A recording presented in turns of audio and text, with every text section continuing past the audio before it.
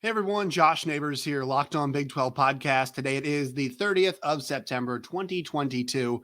And on today's show, some realignment news from Dennis Dodd, and then a preview of this weekend's games. What is on the line for every single Big 12 team this weekend? 5 games. It is a full conference slate for the first time in 2022. We're fired up to watch these games, and I'm fired up to preview them. That's all coming up next. You are Locked On Big 12, your daily podcast on the Big 12 Conference, part of the Locked On Podcast Network, your team every day. Once again, Josh Neighbors here, Locked On Big 12 podcast. Today's show is brought to you by Underdog Fantasy, the best place to play daily fantasy, regardless of your favorite sport. Make sure you guys subscribe to the channel. You all are the best. I challenge you guys every single time with subscriptions. I said, hey, let's get to 2,200 the other day. I said last time we had an episode on Wednesday, and you guys answered that call, and we made it over 2,200.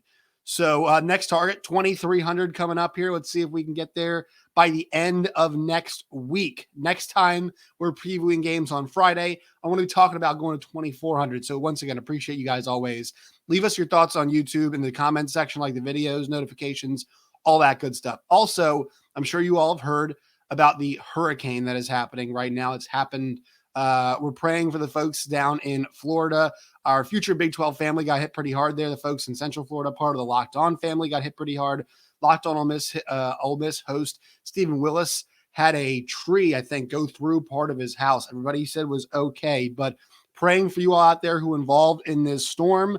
Actually, right now here in Virginia, it is becoming rainier and rainier. So we're not going to get really anything bad, it looks like, at this point in time. But that storm is coming out there. So make sure you all be safe. You all look out for each other. I know Big 12 countries stretches really outside of the actual Big 12 country. So make sure you guys looking out for each other out there. All right, let's get to the show today.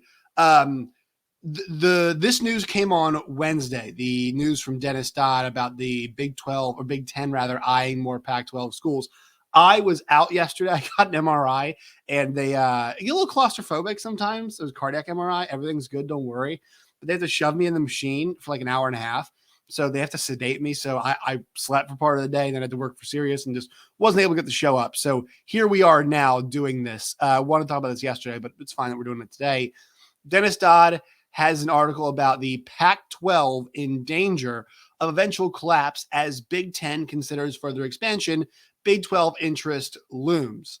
And I think really the upshot here on the story is the Big 10 is looking at 4 schools in the Pac-12 at this point, not 2, not 1, not 1 in Notre Dame, whatever it is.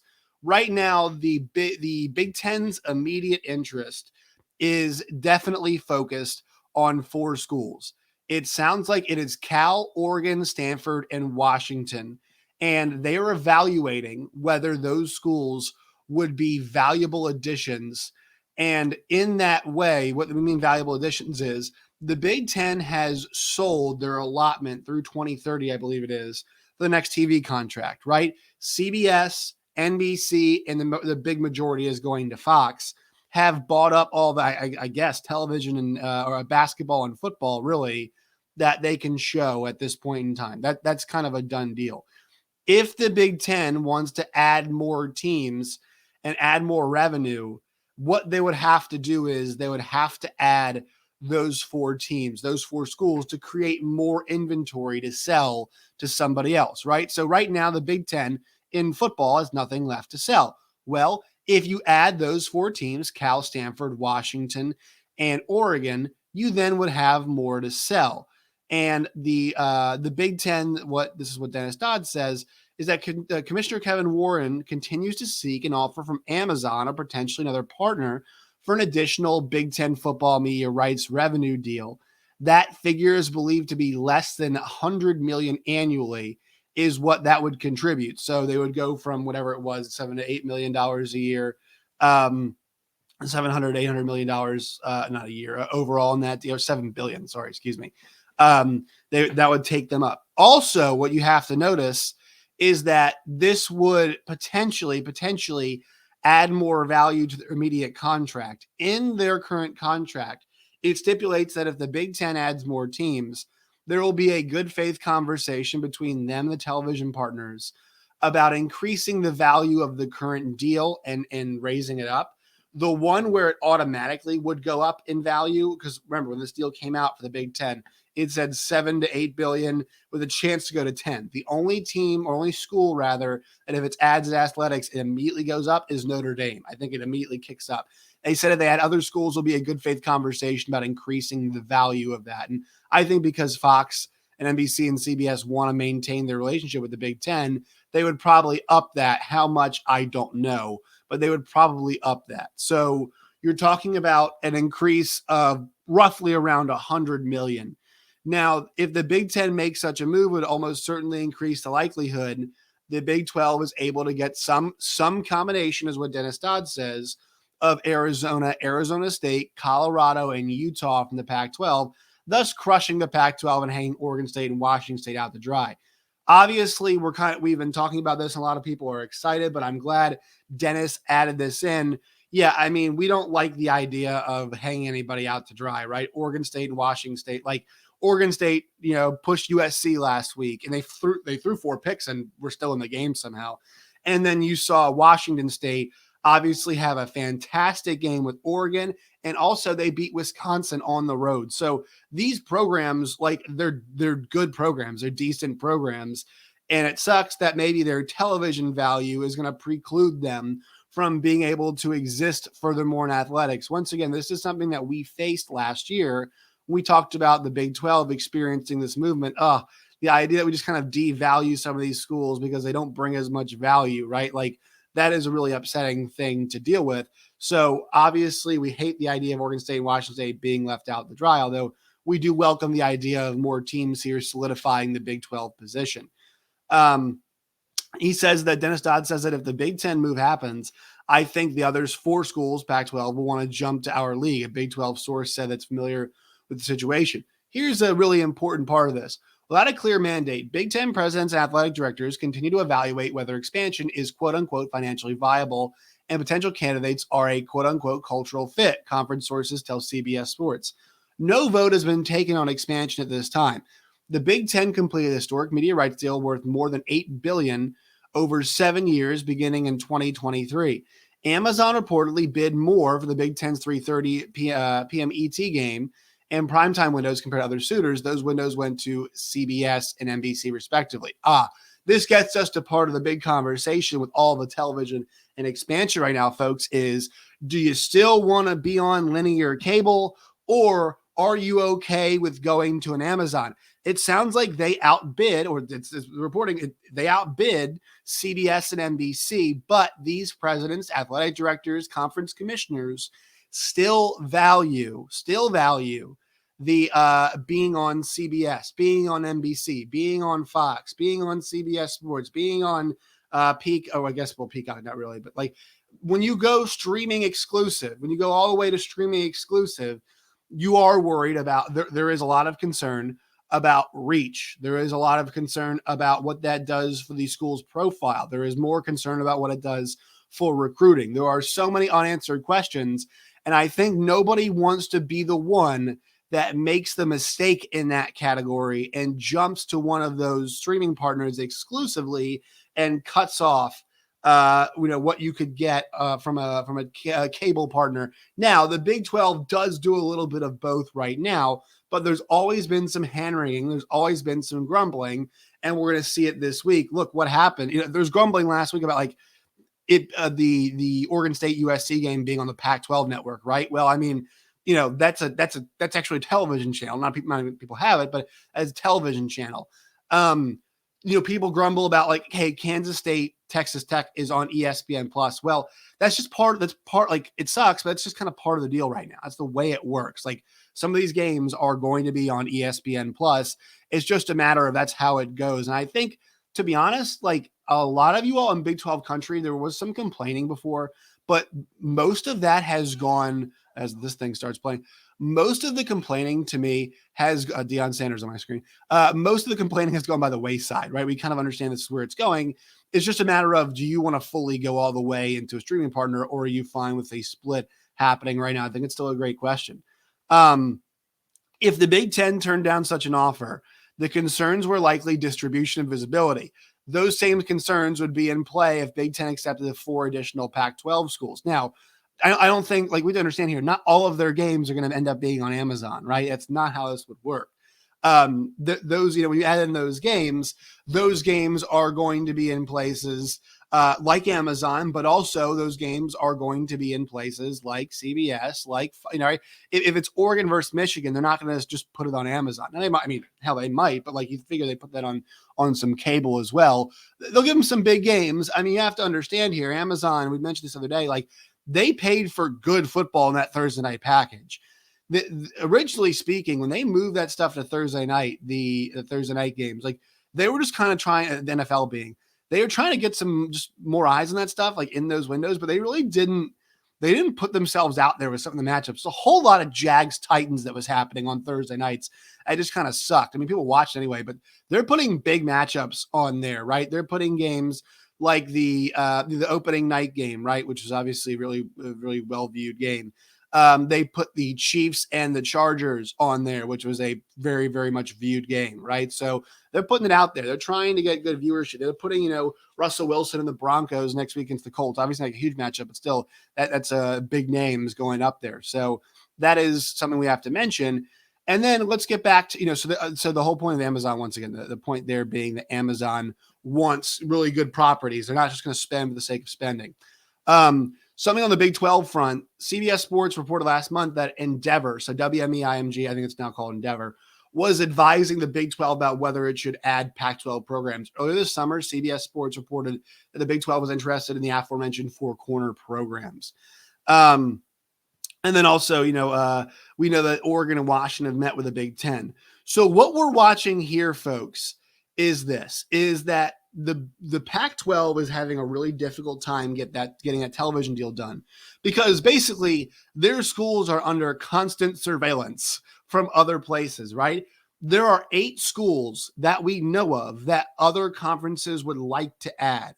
When you're George Kliavkoff, you are in an unenviable position of trying to negotiate a contract to make those 8 schools happy when other people are coming to them. Now, the options for Oregon, Washington, Stanford, and Cal are a bit different. They're being considered, but are they they can't just go if they want to, right? They need the Big Ten to sign off on that. That has to happen for them to go. If the Big Ten says no, would they consider reaching out to the Big 12 and maybe going that direction? They feel like they can get a better offer, more money that way.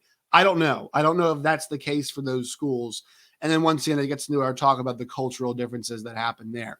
Also, to mention, you've got the 4 corner schools, the Arizonas, Colorado, and Utah, that know that the Big 12 has interest in them. So they can say, all right, we can just wait this thing out and see whatever television deal is better off in this spot. So George Kliavkoff's job, he's got to feed a lot of these mouths, and he's got to make them happy. He's got to make sure they enjoy the meal as well, right? We can't just feed them. We got to make sure it's a little bit of steak, a little bit of lobster, some mashed potatoes in there too. It's got to be a good meal for those schools, those places, because it's starting to look like these places have options that where they could go elsewhere. I think the number one preference, obviously, is for them to stay together, but that might not be feasible. It might not be the most financially sound thing for them to do. So we're gonna have to watch this and see what happens. But I think the idea now, this is news. Like, you might say, oh, well, what's happening here? There's not a whole lot happening. No, like the Big 12 or the Big 10 rather is surveying.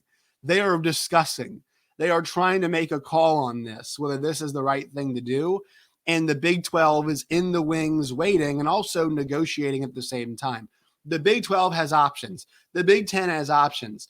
The Pac-12 as an entity, it sounds like it does not have options, even with Amazon, right? Like, Amazon might just be waiting for a Big 10 package as opposed to just buying a Amazon package or buying a Pac-12 package, right? Buying a Big 12 package.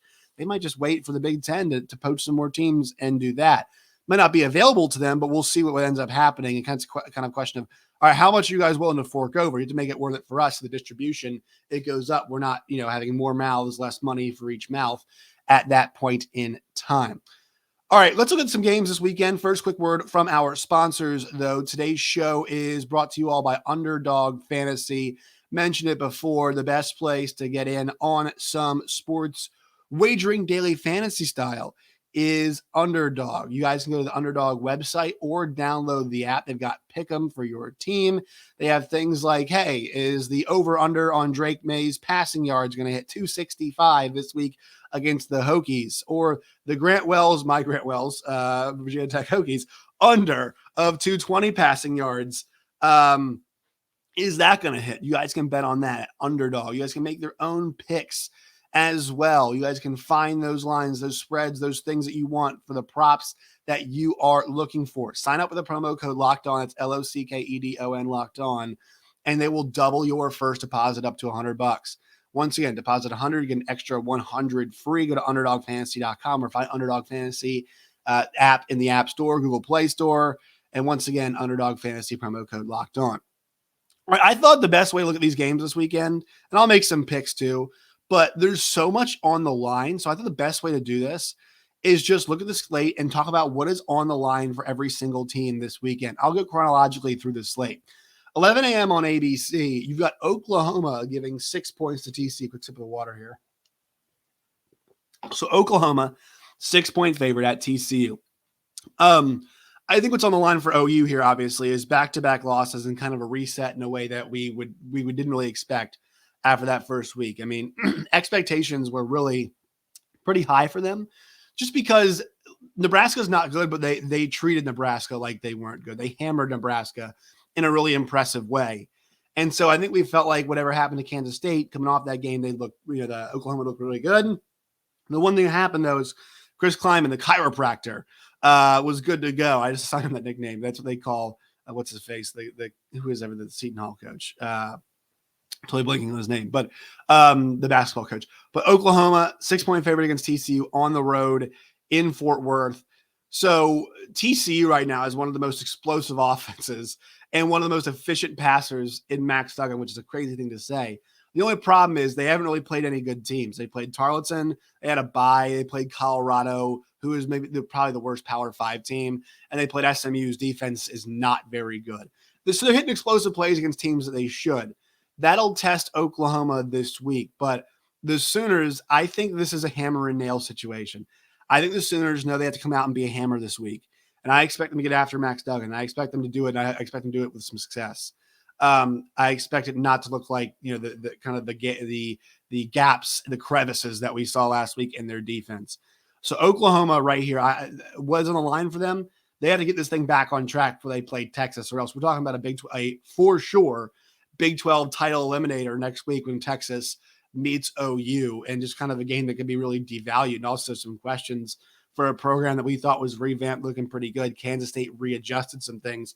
There's a lot in the line for the Sooners this week. For TCU, it's a pretty big prove-it game. Like, even if love to have the win, obviously, but if you remain close in this game, I think it's pretty good proof of concept for Sonny Dykes and company. Like, I did not think this team would be very good. Their defense will be tested, and I think it sounded like Sonny Dykes had some questions about their defense. We had them on Big 12 this week. So I'm rolling with OU and I'll lay 6 points. But a game where TCU can actually reveal like who they are at home. I think we're going to see a lot of Sooners fans at this game. I think, crowd's always been an issue for TCU. We'll see how good this one will be. 11 o'clock on ESPN Plus, Texas Tech against number 25, Kansas State. So Texas Tech, what's at stake for them? House money, brother. Now, you might say, hey, Josh, they can compete for a Big 12 championship. Well, I've seen enough to say this year for Texas Tech, like close encounter with Houston, right? Got paced, I would say paced, and I'm not saying pasted. They got paced by NC State, right? That's a really good NC State team. We'll see them this week. They were down 2 scores against Texas. Were able to rally and go back and beat them. They're a really decent football team. They might be good. They win this game, they might actually be good. I think I've seen enough, though, to say that I don't think this is a Big 12 title contender. Now, maybe you might say, Josh, if they win this week, you got to put them there. Wins against Texas and Kansas State, you got to put them up there. Maybe. But I think they're playing with house money now, just because of how difficult the schedule's been, and the fact that they're 3-1 on this hard schedule. I think they're playing with a lot of house money at this point in time. Kansas State, like, this is a prove it game to be. Who are you? Are you the team that, went out and laid an egg against Tulane? Or are you the team that moved the ball all over Oklahoma, that's got the dynamic running and the passing game? Once again, Adrian Martinez does not have to be both. He does not have to be an awesome runner and a great thrower every single game. He wasn't a great thrower last game. He was just consistent, which is not something we can say all the time. But and I'm really curious to see what the Texas Tech run defense looks like against this rushing attack, because they might load it up, but the problem is now you put guys on an island, and we know Brooks and Knowles can make some plays, and we know Adrian Martinez now knows what he has to do in the passing game, make it functional to threaten. So I'm really curious to see how that works. I actually think I'm going to lay Kansas State in the 7.5 here. I took Tech last week plus the points. I like Kansas State in this game at pace victory. Now, this game last year was a bonkers, really fun game, awesome game last year. I think and this actually was a game that got Matt Wells fired. They were way up in that game and blew the lead. I like Kansas State here in a paced performance that they cover the 7.5. Like, I thought Oklahoma might be a hammer in that last game. I think Kansas State paces themselves to a win. This is a good defense at forcing turnovers. I'm not sure they forced any last week off the top of my head. I'm not sure they did. All games run together at this point. But, I don't think we're going to see them. I think we might see them actually force a couple turnovers this week. Donovan Smith will be loose with the football. They get after him some, forced to make a mistake, and they cash in on those mistakes. They'll be good to go. I'll take Kansas State minus 7.5. So kind of them proving, hey, what group are you? This is the big one, folks. 2:30 on Fox. Number 9, Oklahoma State, is at number 16, Baylor. It's a 2.5-point spread, courtesy of our friends at BetOnline and betonline.net. Look, folks, here's what we're looking at here. Oklahoma State. This has been the Spencer Sanders, one of his most difficult games. I think I tracked it. It's like 10 turnovers overall for him. He's had multi-turnover games, I think, basically every single time he has played Baylor. Now, he's played them 4 times, and I think he's 2-2. It's what I looked at the other day.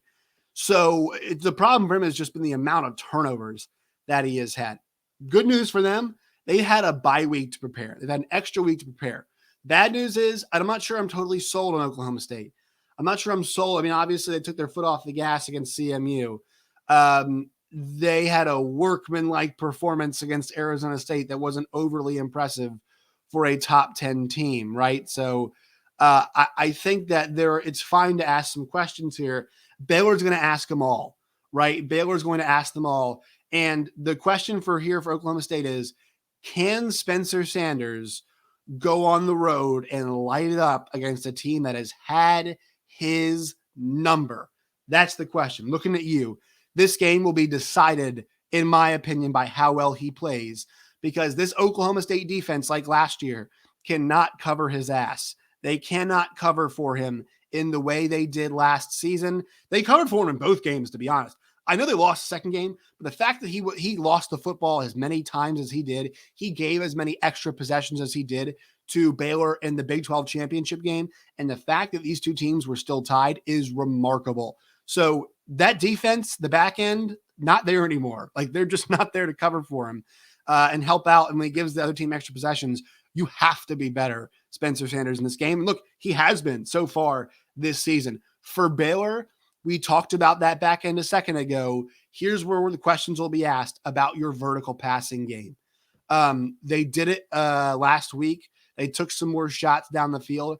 Still, in terms of offensive ranks, like, they're not a super explosive offense, but this is the day where, look, you can run the ball, sure, but you have to take some shots downfield, because we know for a fact that the strength of this defense lies up front with Oklahoma State, with Tyler Lacey, with Colin Oliver, with Brock Martin. We know it's up front for them is where they live. It's where they eat. You got to take that. Where they don't live is the back end. Where they got exposed against Central Michigan was the back end. So they got to take some shots in this game. And Blake Shapen showed that he can. He's got a good arm. He's a confident thrower. They need to make sure they push the ball downfield. Receivers need to get separation. So I'm really curious to see. Man, I want to go Oklahoma State. Earlier in the week, I was saying I was saying that Baylor, I was kind of leading their direction. I think Spencer Sanders knows, man. I think he knows this is the one, and I think he gets it done in this game. I have a belief. He is the quarterback that I believe in more in this game. In a game where I think it comes down to quarterback play, I'm going to go in that direction. I'm going to go with Spencer Sanders. I'm going to go with Oklahoma State. I'm going to go with the Cowboys offense. Last year, I guess it was which offense didn't lose the game, right? And that was Baylor in the Big 12 championship game. This one is going to be which offense can go out and win this game. I'm going to take Oklahoma State. I'm going to take the Cowboys in this one. But this is what's at stake for Baylor. You've already have one loss. So if you want to talk about any kind of hope for a college football playoff spot for the Baylor Bears, it's it right here. This is it right here for them. Oklahoma State, this is the rematch of the Big 12 title game. And this puts somebody in the driver's seat for the Big 12. Whoever wins this game should be the odds-on favorite moving forward at least to be one half of the Big 12 title in Arlington, in my opinion. 2:30 on ESPNU, Iowa State at Kansas. The Cyclones as a 3-point favorite in this game. Laying the wood here are the Cyclones. Iowa State needs to prove to me, and this is a good place to do it because I'm not sure KU's defense is very good. They need to prove to us that they're more than just Xavier Hutchinson and occasionally Jyrell Brock. They've got to move that football around. Hunter Deckers has a whole lot to prove. 2 picks last weekend, and that was kind of some of their undoing in that game. It ended up being kind of close, competitive game, but it felt like Baylor had the edge. Iowa State, what group are you? And then Kansas, you are still doubted at home. You would have put it all to rest. You want to tell everybody, hey, this is who we are. Jayhawks, this is your chance. I know it's not a great team, but if you go 5-0 and you pick up your second win in conference, you got to win against West Virginia on the road in double overtime. You get the win against Houston on the road as well. You beat another Power 5 team in Duke. I mean, what are we doing here? What are we doing at this point? You have to rank them. And who is the best player in this game? Well, I think the 2 best players the 3 best players. The 3 best players in this game, Iowa State does have 2 of them. Xavier Hutchinson, Will McDonald, but the best player, it's crazy to think this, in this game, the most impactful player in this game because he plays the most important position, is Jalen Daniels at quarterback for Kansas. I was saying, hey, I think he still had some work to do in the passing game, spreading the ball around. This is one of the most explosive passing and rushing attacks in the country, most explosive offenses. They can run it up front on you. They've got a variety of guys that can do it to you, both in the backfield and they're getting the ball to all the receivers too. I was kind of worried about what this group looked like as a receiving group. They've spread the ball around to where variety is the big spice of life for them. So I'm going to go with Kansas with a chance to shut up all the doubters and find. Vegas is dogging them. They're getting dogged here. I like KU out, right. I like KU on the at home. Great home crowd. I'm going with the Jayhawks, and I think it's going to be a fun and competitive game. Hoping for a lot of points here. All right, 6:30 on FS1. This is your finale, folks. West Virginia and Texas. Boy, I mean, you look at the stakes for each one of these teams, Neil Brown and their group, I'd say they have nothing to lose. Neil Brown can quiet a lot of people if they get this win. If you beat Texas on the road, that means you've knocked off the Longhorns and you've knocked off the rival Virginia Tech, who may not be very good, but you did it on the road. If you can do that in back-to-back weeks, there will be some quieting about the doubts of Neil Brown, and it's huge. It's because here's the thing: if he was a dead man walking, he's a dead man walking, right? But that buyout precludes that from really being the case. They owe him so much money that they're stuck with him. So the best he can do is turn this thing around and say, we're not done yet. They found the running game in CJ Donaldson. He has been awesome for them, man. JT Daniels talked about it with us. This guy is just he's just a natural. And the thing is, he wasn't born to play running back. He picked it up. They said the Pitt game was his first game as a back. And he was spectacular in that contest. We'll see. Can Texas stop the run? And JT Daniels can get that ball to those playmakers. They put that pressure on him like Pitt did. Because last week, West Virginia's offensive line held up perfectly. JT did a good job, and Donaldson hit some explosives. They had a formula last week against West Virginia. Can that be the case once again in this game against Texas? For Texas, can they get up and they hold the lead? I think this has a chance to be a back and forth, high scoring game. And that big question for Texas is Quinn Ewers going to be the man who plays quarterback? Because it still feels like, whether it's a confidence issue or it's a quality of play issue, Card, like, we don't know. He's just not been consistent enough, in my opinion, for them to keep throwing him out there. Ewers, how healthy is he? Can he go? Are you going to use him certain times? If you use him certain times, you use him all the time. How good is Quinn Ewers? Because we really have only seen him drop dimes in that way in a college football game in one quarter. I'm a believer in Quinn Ewers. So this game this is a massive game with implications that really stretch. Like, this is not just about a Big 12 title race, because West Virginia obviously is down in that category already. But like, this is kind of trajectory of the program for each one of these teams. Texas at 2-3 after what they showed against Alabama, it's just not good enough. So I'm projecting a back and forth game here. I like the Longhorns to cover. I like the Mountaineers to cover, Longhorns to win in this game, but it's going to be dicey. And that West Virginia team right now, they've got a ton of confidence, and they should with the way they've played in their last two games. All right, that will do it for today's show. Make sure you follow me on Twitter at @JoshNeighbors_. Find the show at LO Big 12. Make sure you guys subscribe, tap the bell for notifications, like the videos, and tell me what you think of conference realignment and the games coming up this weekend. Till next time, my friends, as always, stay safe.